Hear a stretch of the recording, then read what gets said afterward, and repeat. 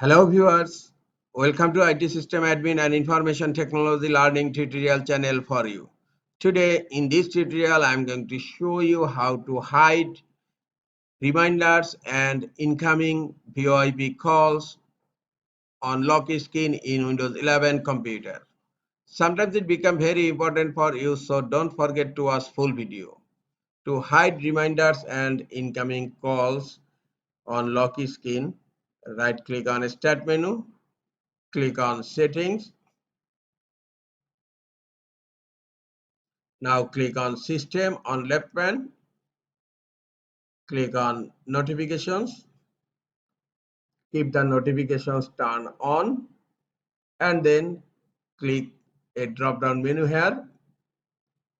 Here you will find an option Show Reminders and Incoming VoIP Calls on the lock screen. And by default it's enabled. Just uncheck this option. Now incoming VoIP calls and reminders on lock screen is hidden on my Windows 11 computer. This is all for today. Hope this tutorial is helpful for you. Keep watching for next tutorial. Thank you very much.